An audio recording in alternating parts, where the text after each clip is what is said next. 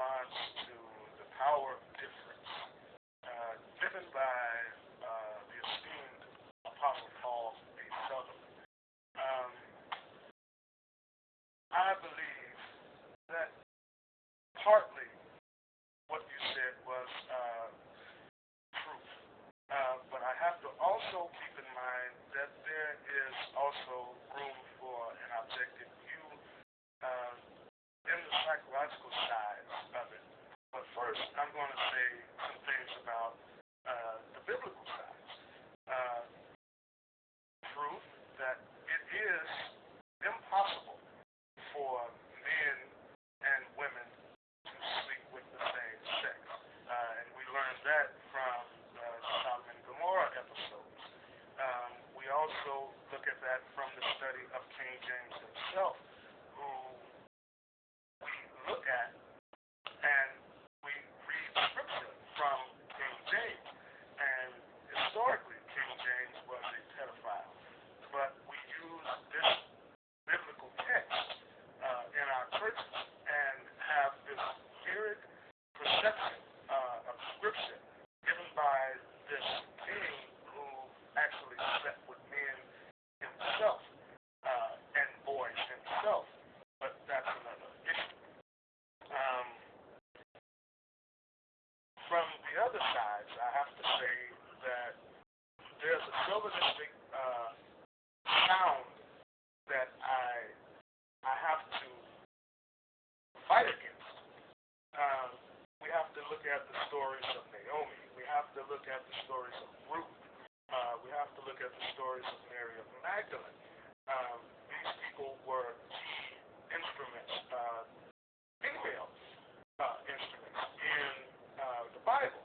And we sometimes use scripture to manipulate people to believe certain things that we feel are the right things to do. And they must live by those because of the people that are the shepherds. But as far as the power of difference and equality for men and women, I personally think that you have to look at the sides of the Bible. You have to also look at the environmental issues. You have to also look at the physiological issues. You have to also look at the biological issues, as well as sociological, as well as economic, as well as political. So we can never short-side any other view to make a monopoly out of what is right or what is wrong. And first of all, I'm not defending homosexuality or lesbianism in any kind of way, but not scripture, speaking as a Christian. I can't do that. That goes against what I believe. But I also have to keep in mind that because of the physiological needs of people and the way people sometimes think that they must have these physiological needs met.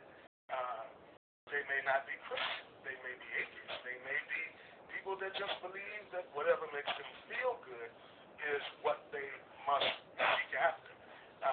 According to Maslow, the hierarchy of needs says that you must have food, you must have water, you must have shelter, you must have clothing.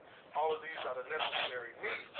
But also in human sexuality, it talks about the sexual need in an individual. And an individual may want the sexual feeling from the same sex. Now, we can't say if that's right or wrong in that respect, but biblically we can say that is right. But in that respect also, you make religion and Christianity a monopoly over what people believe. And because they don't believe what we believe, some may have a closed-minded view on that issue. Now, the other sides of it, we must look at the political side. You have to look at what Condoleezza Rice has not accomplished as Secretary of Defense, or whatever she is now. She was just put there. So we have to look at the ethnic sides. We have to also look at the environmental sides. Where do people come from?